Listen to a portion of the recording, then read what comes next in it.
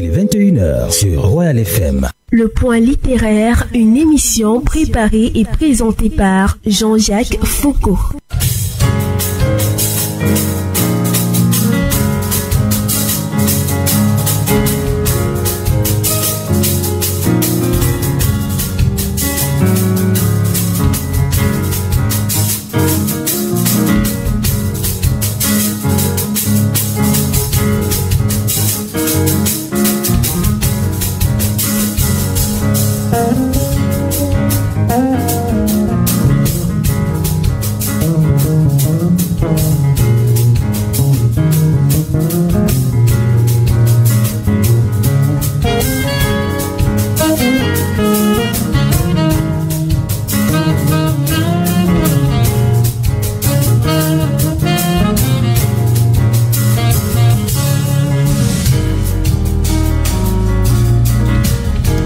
La mort. Voilà un sujet bien complexe, un concept difficile à appréhender.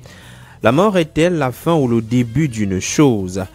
Les considérations religieuses pensent que la mort est un chemin qui mène au jugement dernier, qui donne accès soit au paradis ou à l'enfer, un entendement qui laisse libre cours à la réflexion.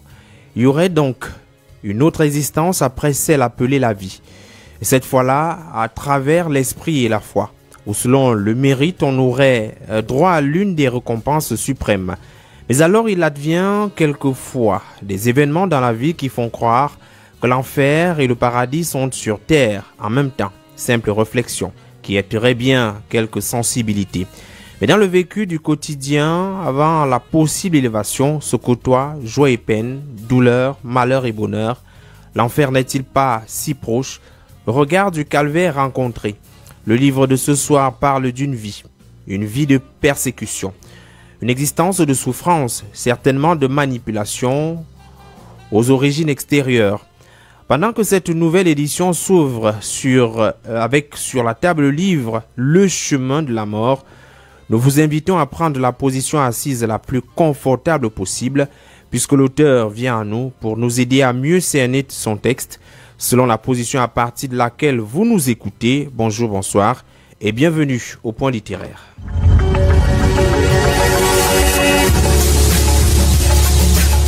Pourquoi j'écris? Pour que la vie soit plus diverse. Pourquoi j'écris? Parce que c'est ce que je sais faire. Et parce qu'avec l'âge, de toute façon, les possibilités se raréfient. Quand j'ai écrit ce roman, j'écris tous les matins à partir de 7h30, 8h moins le quart, jusqu'à 9h30. On ne m'a pas donné de conseils en particulier pour écrire. Par contre, mon père m'a dit que j'en étais capable. Mais t'écris parce que t'as un truc à dire? Tout le monde écrit, mais tout le monde n'est pas écrivain. Pourquoi le devient-on? Comment le devient-on? D'où vient l'inspiration? Écrivain, écrivaine. Le Point littéraire, Jean-Jacques Foucault. Jean-Jacques Foucault. On connaît les écrivains à travers leurs œuvres, mais connaît-on leur univers? Les romanciers nous entraînent dans leur fiction, mais quelle est leur vie au quotidien? Ces acteurs contemporains nous livrent un témoignage de notre temps. Mais quels sont leurs sentiments? Pour sa 3e saison, le Point littéraire innove. C'est désormais jeudi à 21h sur Royal FM. Le Point littéraire, c'est une émission de littérature. Toute la littérature, ici, tous les genres, sous-genres et types d'écriture se rencontrent. Vous aurez droit à plus de découvertes de livres et d'auteurs. Ici, tous les genres littéraires et textes scientifiques se côtoient. Le Point littéraire, jeudi à 21h sur Royal FM. Prenez le rendez-vous. Nouvelle saison inédite avec Jean-Jacques Foucault. Jean-Jacques Foucault. On ne m'a pas donné de conseils en particulier pour écrire. Par contre, mon père m'a dit que j'en étais capable. Mais t'écris parce que t'as un truc à dire? Tout le monde écrit, mais tout le monde n'est pas écrivain. Pourquoi le devient-on? Comment le devient-on? D'où vient l'inspiration? Écrivain, écrivaine. Nouvelle saison inédite, jeudi à 21h sur Royal FM. Le Point littéraire, la première de couverture. La première de couverture.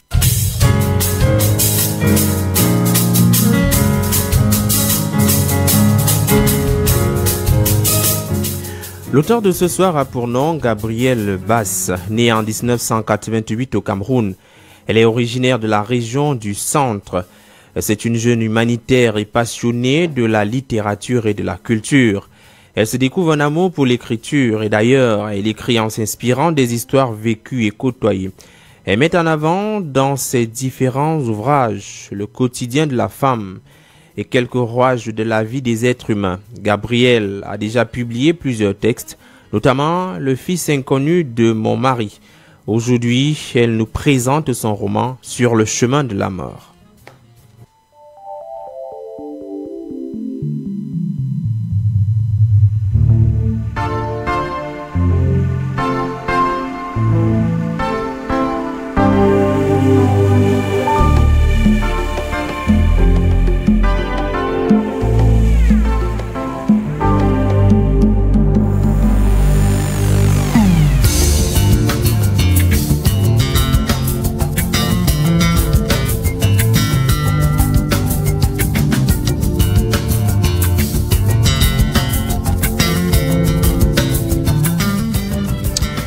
Gabrielle Basse, bonsoir et bienvenue sur Le Point littéraire.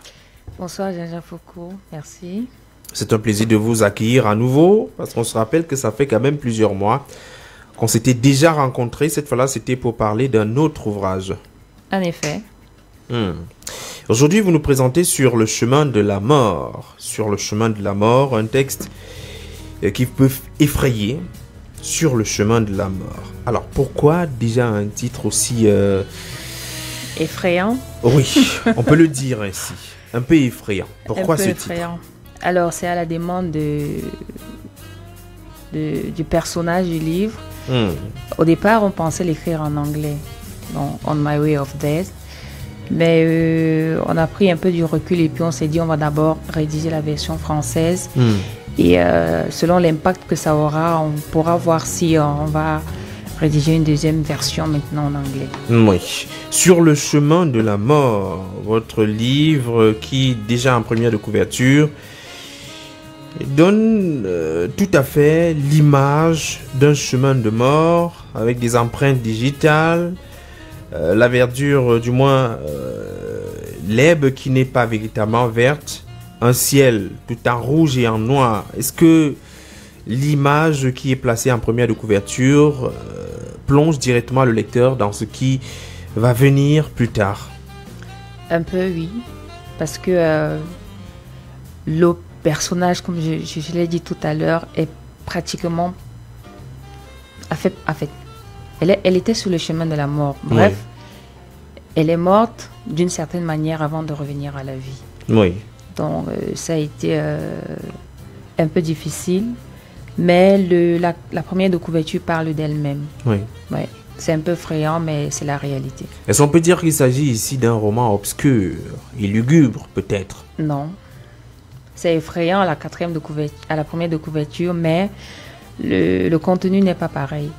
C'est-à-dire, c'est un contenu plutôt qui donne l'espoir de ce que même si on traverse la vallée de l'ombre de la mort, il y a toujours une lueur d'espoir quelque part. Le personnage que vous nous représentez dans cet ouvrage est un personnage réel, du moins c'est une personne physique réelle qu'on peut retrouver dans notre quotidien. Pourquoi la personne décide de vous rencontrer véritablement pour écrire sa vie dans un livre?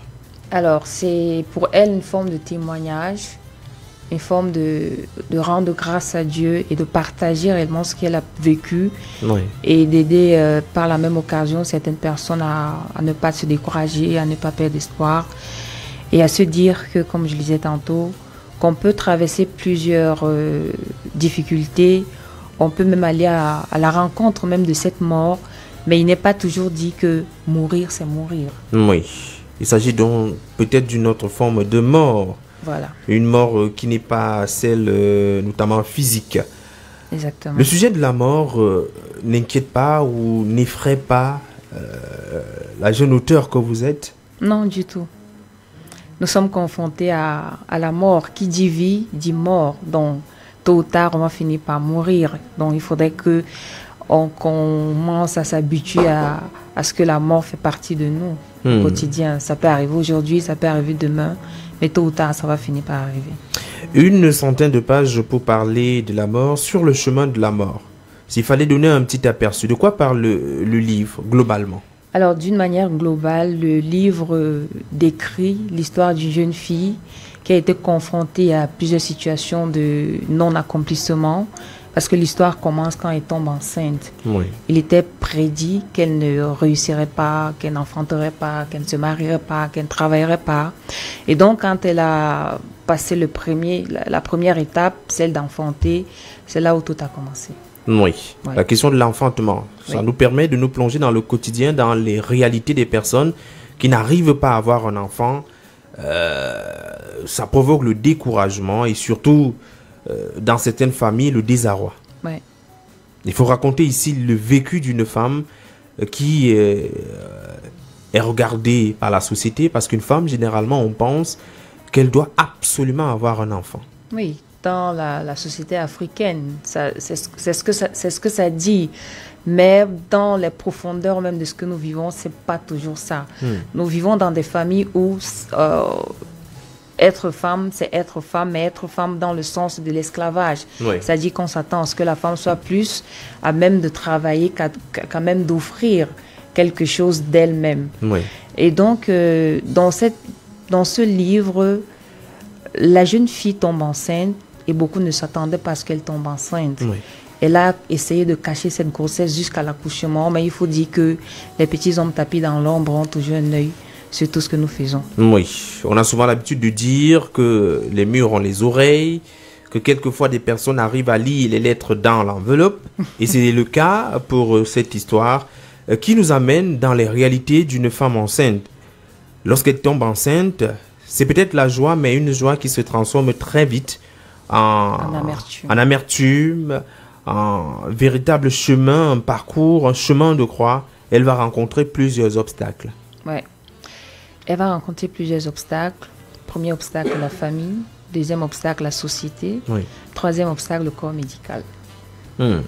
Apparemment, je ne vais pas dire comme on dit souvent au quartier, le texte est un peu dur, au rude même vis-à-vis du personnel médical. Ça veut dire aujourd'hui qu'il y a quelque chose à redire sur la gestion des hôpitaux au quotidien. Exactement, sur la gestion même des malades, parce que le tout, ce n'est pas d'aller à l'hôpital, mais c'est de pouvoir trouver un personnel qui est à l'écoute, un personnel qui sait prendre des décisions quand il le faut, et non pas un personnel qui nous observe à distance et nous laisse mourir.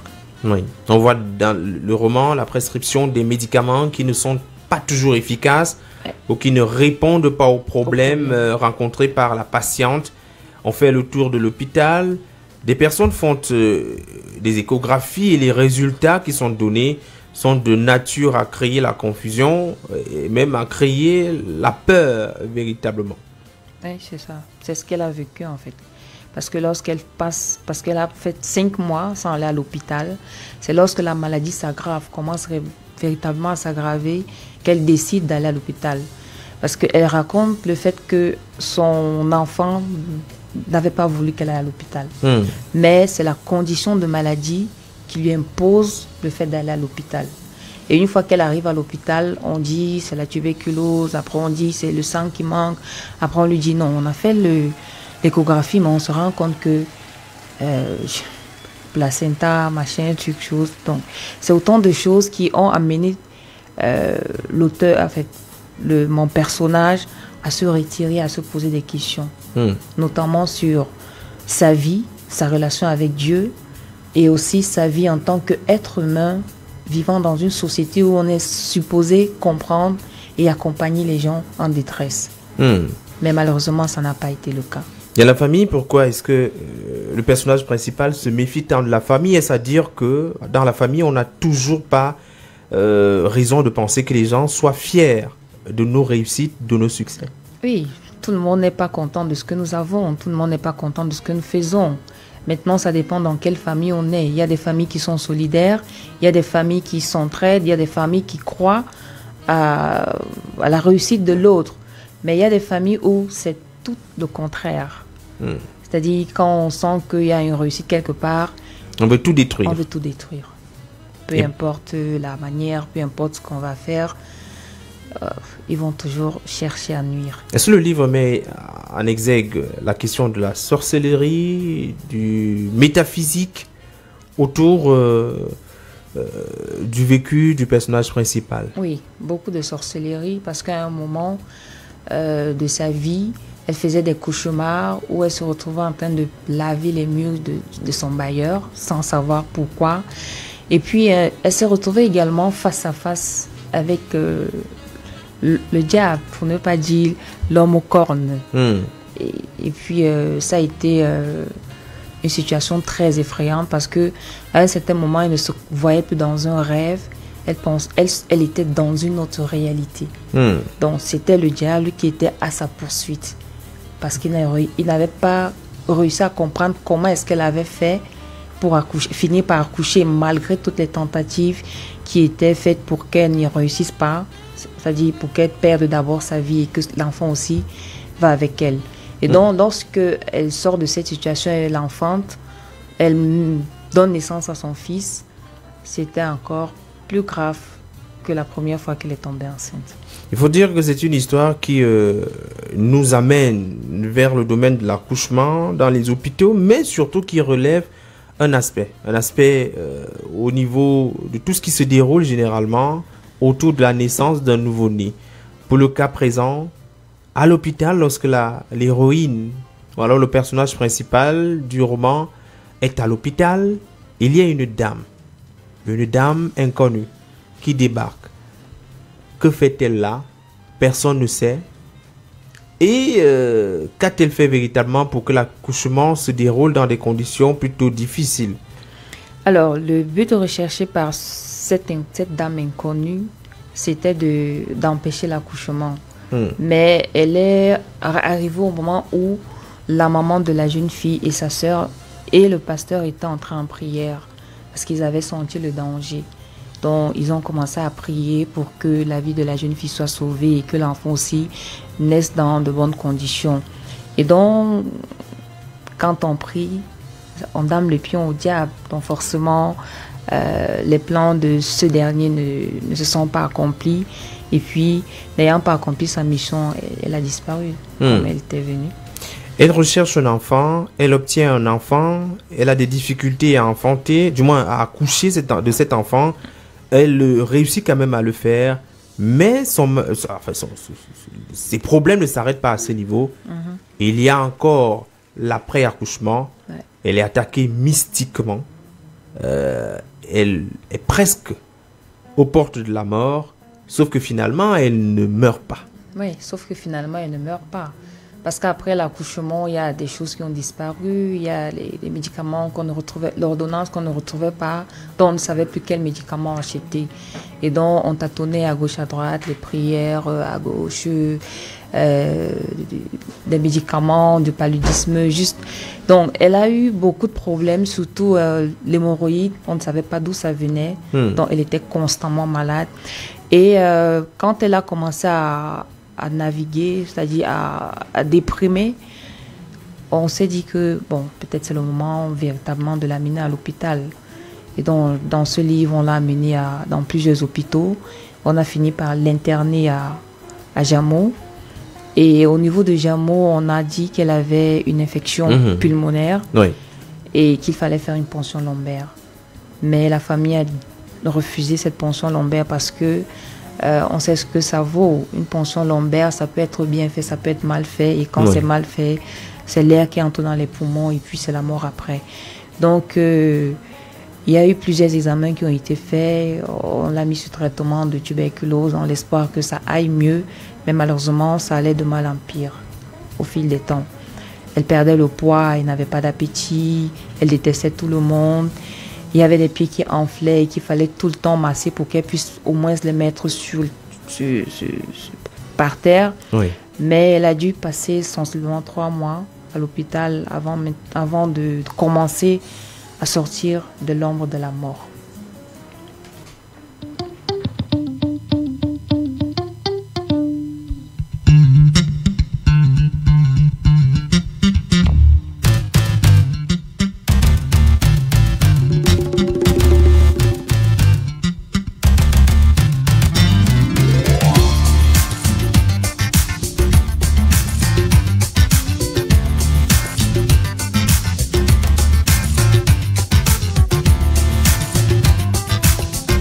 Alors il y a la question de l'existence de la sorcellerie. Le livre semble affirmer, Mordicus, que oui, effectivement la sorcellerie existe et qu'il est possible d'inquiéter ou de persécuter une personne à travers des méthodes peu orthodoxes, à travers le métaphysique. Ouais. Et il y a ça, mais il y a aussi le fait que la foi peut sauver. Oui, il y a le fait que la foi peut sauver parce que, en fait, dans ce livre, ce qu'on veut mettre en exergue, c'est la foi. C'est que il faut toujours garder espoir, il faut croire qu'il y a un monde des ténèbres, mais il y a également un monde de la lumière. C'est-à-dire que si on se focalise réellement sur Dieu, qu'on ne doute pas de son existence, on garde la foi, quelles que soient les circonstances et les événements qu'on peut traverser, il y a un Dieu qui peut faire des choses qui dépassent notre entendement. Il faut donc rester constamment dans la prière. Et pour le cas présent de l'héroïne, c'est la prière qui réussit à sauver cette dernière. Oui, beaucoup de prières. Parce qu'à un moment, quand elle est sortie de l'hôpital, le pasteur a demandé qu'elle ne rentre plus chez elle. Donc, elle a passé beaucoup de temps chez le pasteur où c'était prière, matin, midi, soir. C'était des remèdes. Donc, il faisait tout pour la remettre en confiance parce qu'elle avait perdu confiance et elle semblait perdre aussi sa foi.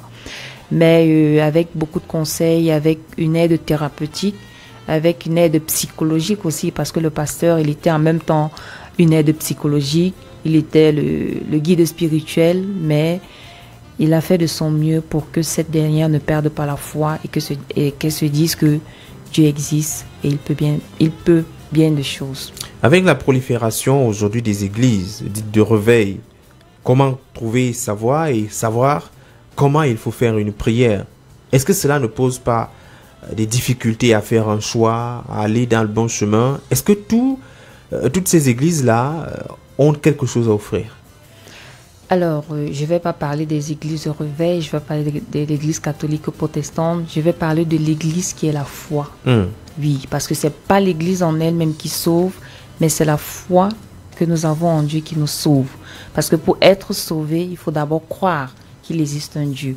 Et pour croire qu'il existe un Dieu, il faut être ouvert à l'écoute de cette voix spirituelle qui nous parle. Dieu peut passer par des êtres humains, qu'ils soient des prêtres, ou qu'ils soient des pasteurs, ou qu'ils soient des évêques, mais il nous revient d'avoir le discernement. Et ce discernement, on le demande au Saint-Esprit, pas aux hommes. Donc, l'église, ce n'est pas la foi, ce n'est pas l'église. Il faut croire, sans voir, il faut avoir ses convictions et surtout laisser l'esprit nous diriger vers des personnes qui peuvent véritablement nous conduire. Exactement. Et l'esprit, dans cet esprit, il faut avoir le discernement parce que si on est convaincu que c'est le pasteur qui va nous sauver, il y a de fortes chances qu'on ne soit pas sauvé.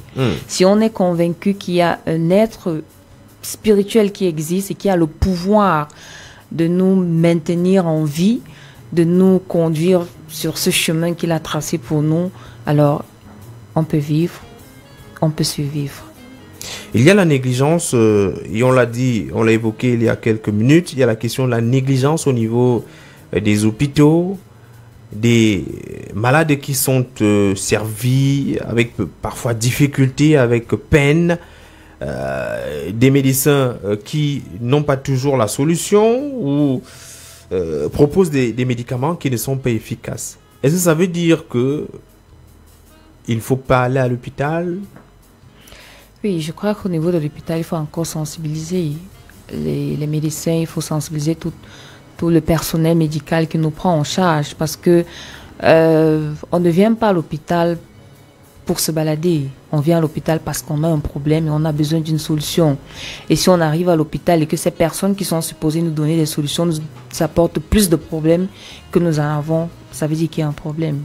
Et cela nécessite soit une sensibilisation, soit un recyclage du personnel. Là, il faut aujourd'hui rappeler que dans l'ouvrage, par exemple, elle reste à l'hôpital plusieurs jours sans réellement recevoir des soins. Elle est abandonnée, délaissée dans une chambre lugubre. C'est généralement ce qui se voit à l'hôpital. Oui, c'est généralement ce qui se voit, mais parfois on laisse parce qu'on se dit non, une fois qu'on est dans une chambre, certainement ils vont passer voir comment est-ce qu'on va. Mais quand on a des gardes malades éveillés qui se pose des questions. Mais bon, ça fait 3 jours, ça fait 4 jours qu'elle est dans cette chambre. Aucun médecin n'est passé, aucune facture. On n'a pas demandé de faire des examens. Il y a de quoi se poser des questions. Et si le 5e jour, le malade venait à décéder, à qui la faute? On oublie parfois le malade simplement parce qu'on se dit il n'y a plus d'espoir. Pour le cas présent du personnage principal, à l'hôpital, on se disait c'est terminé. C'est terminé, il n'y a plus d'espoir. Mais c'est pas toujours, comme je dis, c'est pas les hommes qui mettent les points dans nos vies. Dieu met la virgule pour dire que non, c'est pas terminé. Donc il a suscité un médecin qui est revenu vers elle parce que le médecin, il était perdu. Celui qu'il avait pris en charge dès le départ, il avait disparu dans la nature. Donc il n'arrivait plus à retrouver son malade. Et c'était vraiment inquiétant. Donc à ce moment, on a commencé à se poser des questions. Est-ce que c'est fait de manière consciente? Est-ce qu'il est inconscient de ce qui se passe? Ou alors, donc on naviguait dans le vide. On n'arrivait pas à comprendre réellement ce qui se passait. Et on peut comprendre par là que ce sont toujours les manœuvres et les œuvres du diable. Exactement. C'est-à-dire que faire en sorte que vous ne soyez pas facilement... Pris en charge, qu'on ne soit même pas retrouvé. Bref, il use de beaucoup de stratégies pour détourner l'attention. Dans quel état d'esprit le personnage que vous citez aujourd'hui dans votre texte vous raconte cette histoire? Va-t-elle bien? A-t-elle oublié cette scabreuse affaire, cette période assez difficile? Aujourd'hui, est-elle en bonne santé? On est tenté de se poser cette question. Alors, la santé elle n'a pas recouvert la santé à 100%, mais ça va beaucoup mieux. Et lorsqu'elle me racontait cette histoire, elle riait. Oui, parce que ça faisait mal, mais c'était drôle en même temps. Et elle a fini par me dire, Satan est un petit garçon. Et aujourd'hui, au moins, même si ça ne va pas totalement, mais progressivement, ça commence à aller. Oui, ça commence à aller. Oui. Elle raconte cette histoire-là, certainement pour passer un message. Oui. Alors, quand elle me racontait son histoire, c'était pour un témoignage. Parce que je me plaignais de ce que j'ai beaucoup de problèmes, ça ne va pas dans ma vie. Et donc, elle décide de me raconter son histoire, que quand je vais te raconter mon histoire, certainement, tu ne vas plus te plaindre. Donc, ce roman, c'est un témoignage de l'existence d'un monde ténébreux, l'existence d'un monde de lumière, mais qu'entre les deux, il faut peser le pour et le contre. Qu'est-ce que je choisis, la lumière ou les ténèbres? Histoire vécue donc, histoire contée sur le chemin de la mort, un roman de Gabriel Lebas. Le texte vous a pris environ combien de temps pour pouvoir le finaliser? Certainement, c'est plusieurs journées de travail avec l'héroïne, le personnage principal du texte. Alors, quand elle a fini de raconter son histoire, je lui ai demandé est-ce que je pouvais mettre ça sur écrit. Elle a hésité parce qu'elle a dit que ça pourrait mettre beaucoup de personnes en conflit, beaucoup de personnes pourraient se sentir concernées ou interpellées dans l'histoire. J'ai dit non, cette histoire, c'est pas pour toi, c'est pour le monde entier. Qu'ils sachent qu'il y a des choses que nous vivons mais que nous ne savons pas. Et donc, ça nous a pris sensiblement 4 mois parce que avec mes déplacements, on écrit aujourd'hui, on s'arrête, on reprend, on s'arrête et puis... on a fini par se dire, bon, allons-y, écrivons et finissons. Et l'œuvre est désormais disponible. Je rappelle simplement aux auditeurs que vous écoutez la 88.4, c'est Royal FM. L'émission, c'est le point littéraire. Nous allons marquer un break et nous allons retrouver l'auteur un peu plus tard. Pause.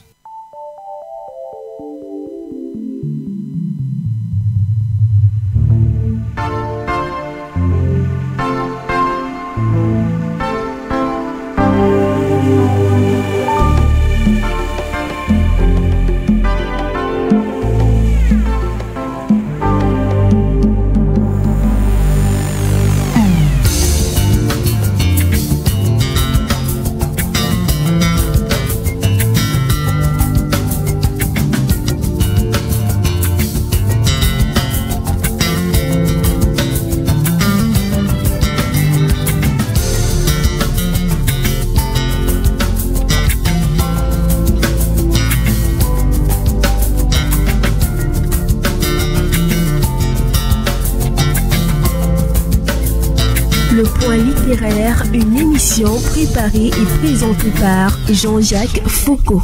Le point littéraire, les classiques littéraires. Les classiques littéraires.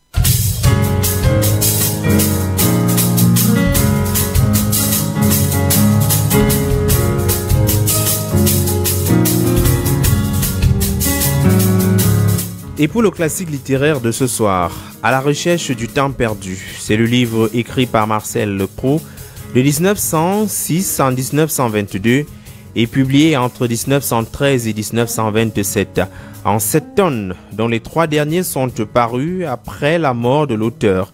Annie-Lisette Ambassa, bonsoir. Jean-Jacques Foucault, bonsoir. À la recherche du temps perdu, couramment évoqué plus simplement sous le titre La Recherche, est un roman, bien sûr, de Marcel Proust. Plutôt que le récit d'une séquence déterminée d'événements, cette œuvre s'intéresse non pas au souvenir du narrateur, mais à une réflexion psychologique sur la littérature, sur la mémoire et sur le temps. Cependant, comme le souligne Jean-Yves Tadier dans Proust et le roman, tous ces événements épars se découvrent reliés les uns aux autres quand, à travers toutes ces expériences négatives ou positives, le narrateur, qui est aussi le héros du roman, découvre le sens de la vie dans l'art et la littérature au dernier tome. À la recherche du temps perdu est parfois considéré comme l'un des meilleurs livres de tous les temps.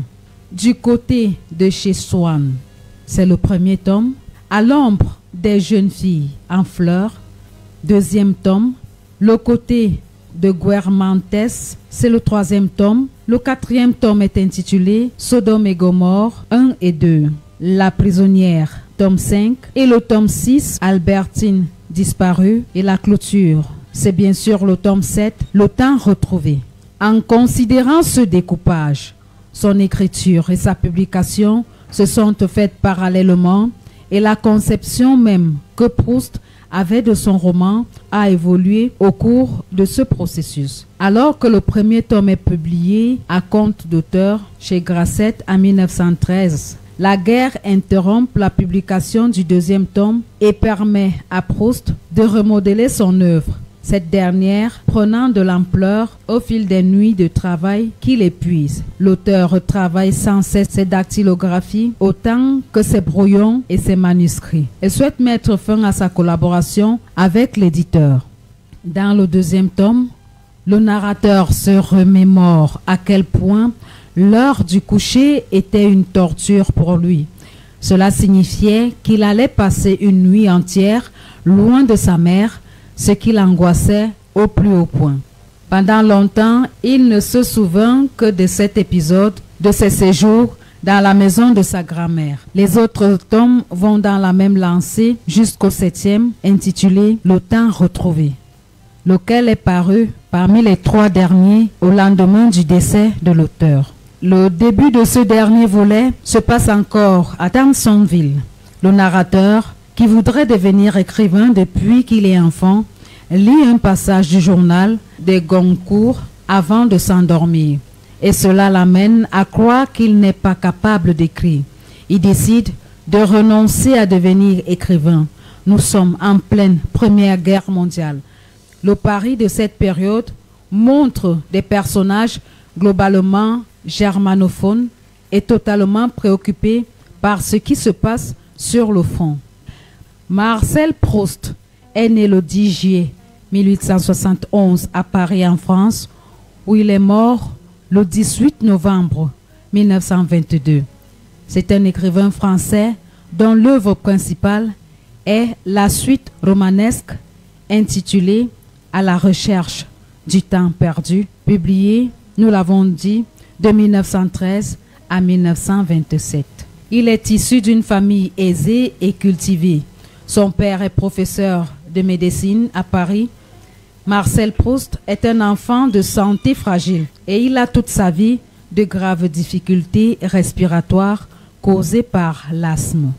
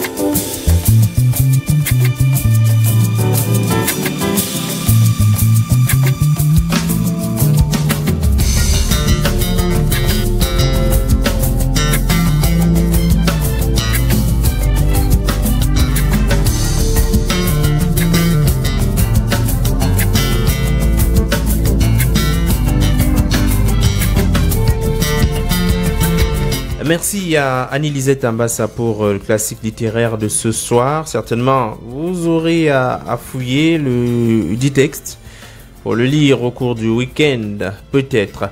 Alors, Gabriel Basse, c'est vrai que vous avez certainement, comme la dernière fois, vous avez eu des auteurs qui vous ont marqué, qui vous ont amené à avoir envie d'écrire. Peut-être un rappel, mémoire de quelques textes ou de quelques auteurs qui vous ont donné envie aujourd'hui d'écrire quelque chose. Je crois que dernièrement j'ai parlé de Calix Béala, oui, qui a une très belle plume. Je vais ajouter à Calix Béala Miliano, qui écrit aussi très bien. Et bon, ils sont très nombreux. Hein. Oui, ça va pas être facile de les citer tous.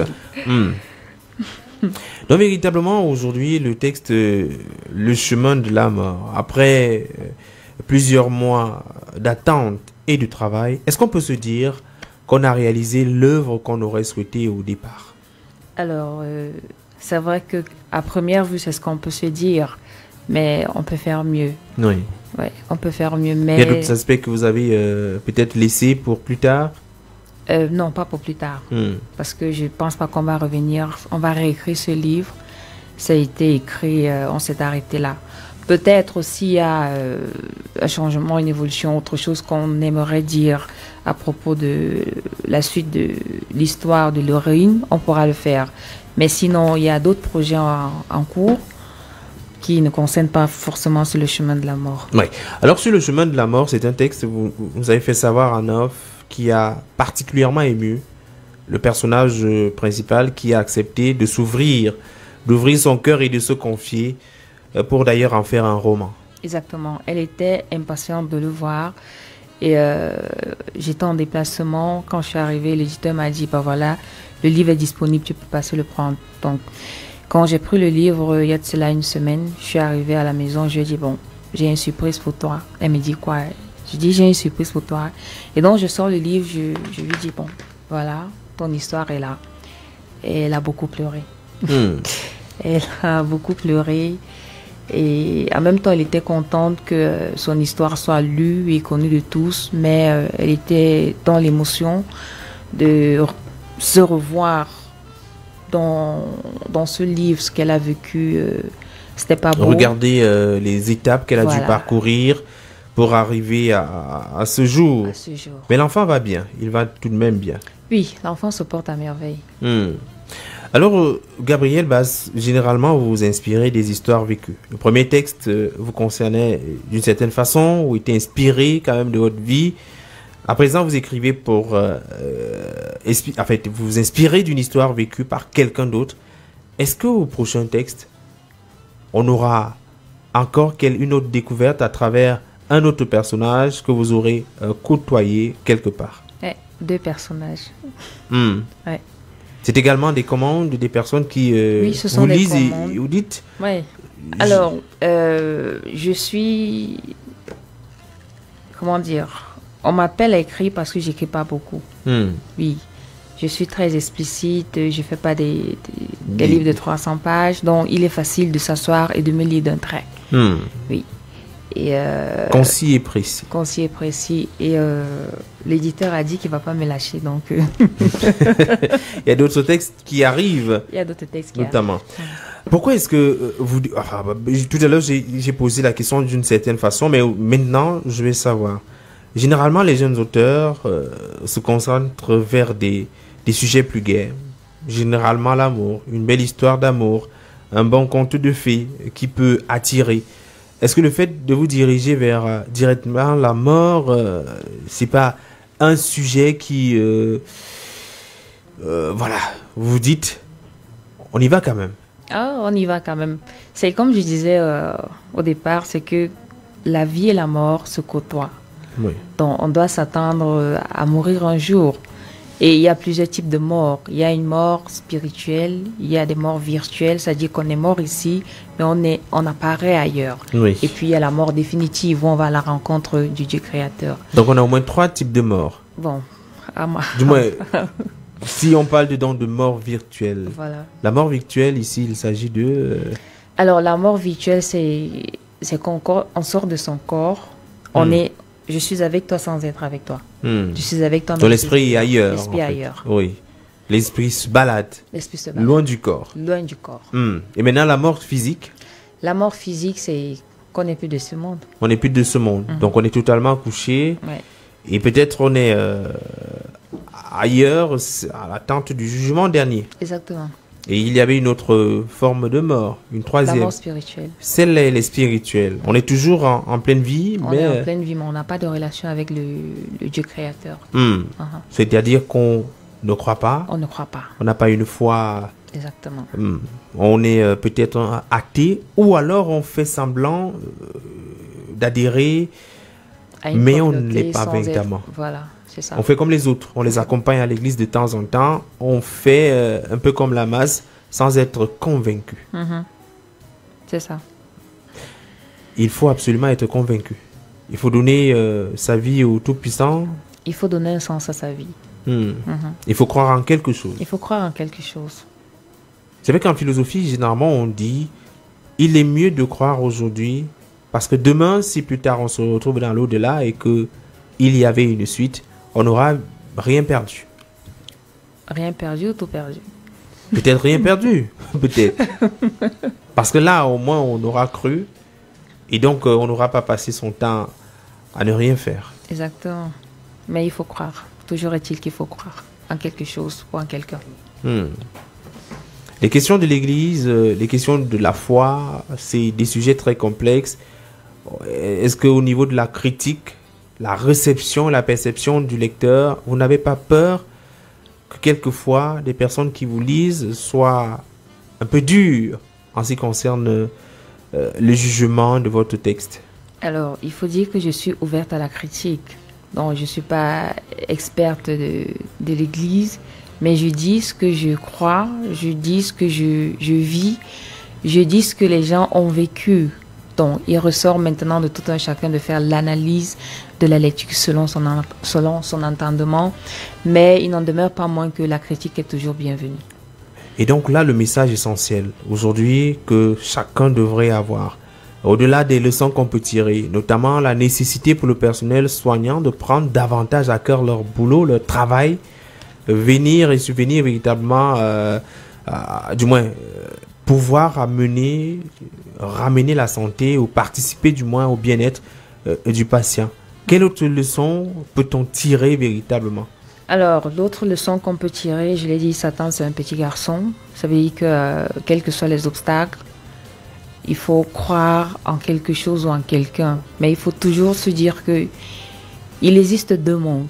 Il y a le monde de la lumière, il y a le monde des ténèbres. On sera toujours confronté à ces deux mondes-là. Mais au finish, il faut faire un choix. C'est-à-dire le choix de combattre les ténèbres ou le choix de combattre la lumière. Il nous revient de faire ce choix. Il y a un aspect du livre qui me revient tout de suite. Le fait que dans la souffrance, les amis ne sont pas souvent là. C'est le cas par exemple du personnage principal qui se retrouve en grande difficulté. Les personnes avec qui elle faisait des réunions n'arrivent pas forcément à l'hôpital pour s'enquérir de sa situation. Exactement. Est-ce qu'il faut dire par là qu'il faut faire confiance à personne, que les amis, quelquefois, sont hypocrites, absents? Les amis sont hypocrites, absents, mais il y a amis et amis. C'est-à-dire, il y a des amis qui nous considèrent, il y a des amis qui croient en nous, il y a des amis qui nous estiment. Par contre, il y a des amis qui sont avec nous juste parce que nous avons quelque chose, en fait, juste par intérêt. Et donc, à chacun de nous, nous devons savoir avec qui nous marchons. Est-ce que les relations humaines ne sont pas nécessairement intéressées chaque fois? Pas forcément. C'est-à-dire que ça dépend de l'intérêt maintenant, mais il y a toujours un intérêt à être avec quelqu'un. Oui, il y a toujours un intérêt, mais toujours est-il que cet intérêt ne nous éloigne pas de la personne lorsqu'il va mal. Sur le chemin de la mort, votre roman, il est disponible désormais depuis plusieurs jours quand même maintenant. C'est de la collection Liberté des éditions Proximité, avec la préface de Pauline Ongono. Donc on est plutôt très avec une plume assez alerte. On a vu la préface, elle semble apprécier votre travail véritablement, elle est convaincue.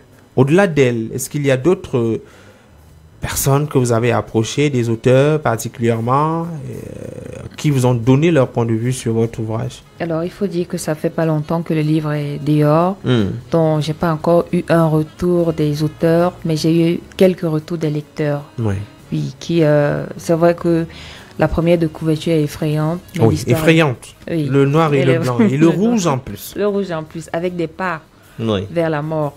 Mais le retour est positif. Ils auraient aimé qu'on entre dans les détails, mais on s'est abstenu d'entrer dans les détails. Parce que on ne va pas entrer dans le détail. Voilà. Sinon, il va être difficile pour vous de chercher ce livre. On va dire que c'est un livre qui peut être quelquefois effrayant.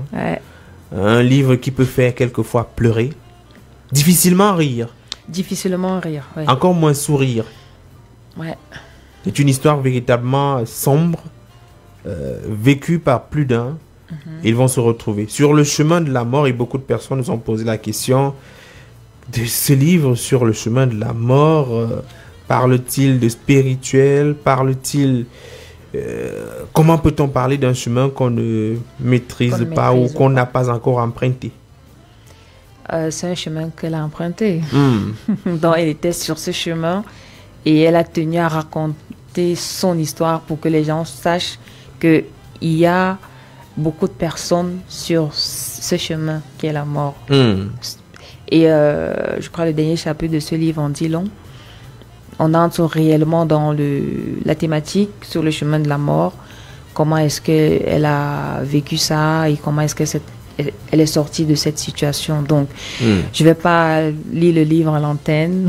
Nous allons inviter les auditeurs. Elle est quand même sortie, et d'une façon assez particulière. Très particulière. Et voilà, l'histoire s'achève avec un regain d'espoir. Et peut-être d'ailleurs, le seul moment où on peut pousser un ouf de soulagement, au moins l'affaire c'est, du moins pour le moment, bien achevée.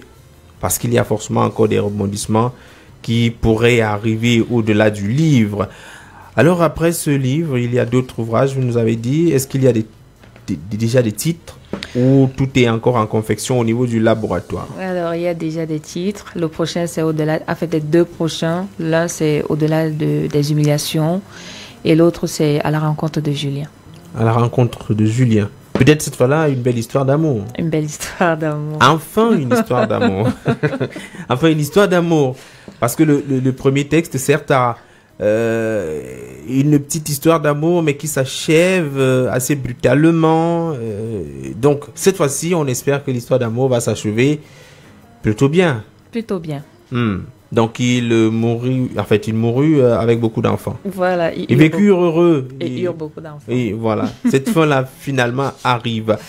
Alors, Gabriel Basse, vos heures pour l'écriture. Vous êtes humanitaire. Vous êtes au quotidien au four et au moulin. Je rappelle qu'il y a quand même quelques heures, vous étiez encore au bureau, un peu après 17 heures.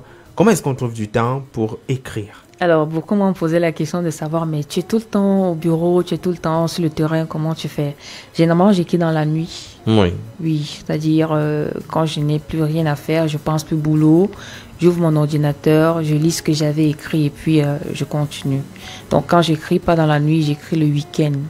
Parce que le week-end, j'ai la possibilité d'aller vers l'héroïne pour qu'on s'accorde sur un certain nombre de choses. Donc, surtout la nuit. Surtout la nuit. Sans être perturbé. Ouais. Et on retrouve le matin la force nécessaire pour aller au travail. Toujours. Alors, l'activité d'humanitaire, véritablement, pour celui qui nous écoute, concrètement, au quotidien, que faites-vous? Alors, au quotidien, je sensibilise les jeunes. Je travaille avec des jeunes adolescents, des jeunes de moins de 25 ans sur les questions de santé de reproduction. Donc, il faut leur outiller, il faut les accompagner pour qu'ils puissent comprendre qui ils sont, qu'est-ce qu'on attend d'eux et comment est-ce qu'ils doivent gérer leur puberté, en principe. C'est toujours facile d'échanger avec les jeunes adolescents à l'âge de la puberté qui ont les hormones ou alors tous les sens en feu. Pas toujours facile, mais lorsqu'on est passé par là, on a des mots, on a des attitudes vis-à-vis d'eux pour qu'ils puissent adopter des comportements sains. Oui. Maintenant, quelqu'un arrive et pour ce week-end veut savoir quel est le livre qu'il va lire. Pourquoi est-ce qu'il devrait choisir Sur le chemin de la mort, ce roman? Pourquoi est-ce qu'il devrait décider de découvrir ce texte? Alors, je fais partie des gens qui aiment, ceux qui sont curieux. Donc, par curiosité, je vais le lire. Mais je vais également le lire parce que je veux savoir ce qu'il y a. Je veux connaître l'histoire même. Et j'inciterai les gens à lire pour pouvoir réaliser que le monde n'est pas toujours ce que l'on voit. Ouais. Et peut-être pour réaliser que chaque moment de bonheur qu'on passe peut être le dernier. Et donc, il faut le vivre. Il faut vivre ce moment-là avec beaucoup de frénésie. Parce que le temps d'un sourire, tout peut basculer, tout peut changer. En effet. Heureusement pour le personnage principal, ce qui a difficilement commencé s'achève bien. Mais il n'y a pas toujours des fins heureuses dans la vie. Il n'y a pas toujours de fin heureuse. Et pour le livre aussi, si cette fin elle est heureuse, pour les autres, c'est pas toujours le cas. Alors, Gabriel Basse, un dernier mot peut-être avant de partir sur le texte et peut-être sur les prochains. Un tout dernier mot. Alors, c'est beaucoup d'émotions. C'est une histoire qui nous rappelle que nous ne sommes pas seuls. On peut passer des moments difficiles, on peut côtoyer la mort, on peut rencontrer même le diable en face, mais il y aura toujours une lumière qui nous sortira des ténèbres. Donc, juste pour dire aux auditeurs que c'est important de croire, d'espérer et d'avoir la foi, parce que tout être humain investi d'une foi qui peut être assombrie ou peut être mise à lumière, mais il revient à tout un chacun de faire la rétrospective et de faire le choix. Au-delà des persécutions, il faut rester. Au-delà des persécutions. Il ne me reste plus qu'à vous remercier, Gabriel Basse, d'être passé à la radio des auditeurs ce soir pour nous parler de votre livre Sur le chemin de la mort. Merci Jean-Jacques, merci à tous qui sont restés éveillés pour nous écouter et au plaisir de nous revoir certainement à la Très certainement, avec un autre texte. Avec un autre texte. Je vous sais très prolifique sur le plan de l'écriture et donc le rendez-vous sera pris pour la prochaine fois. Mesdames et messieurs, merci de nous avoir écoutés. Depuis 21h, l'émission sera disponible certainement dès demain sur la plateforme YouTube. Vous tapez simplement le point littéraire et vous allez être redirigé vers la chaîne. Il s'appelle Ulrich Kemwe. Il était à la mise en onde et il tenait également la caméra. La résidence était assurée par Carole Pudence-Tientieux. La coordination centrale, Roger Kiek de Kiki. Supervision au général, le reverend pasteur Emmanuel Noël Bissaï. Je vous retrouve, Jean-Jacques Foucault, jeudi prochain, à la même heure et surtout sur la même fréquence. Bonne nuit.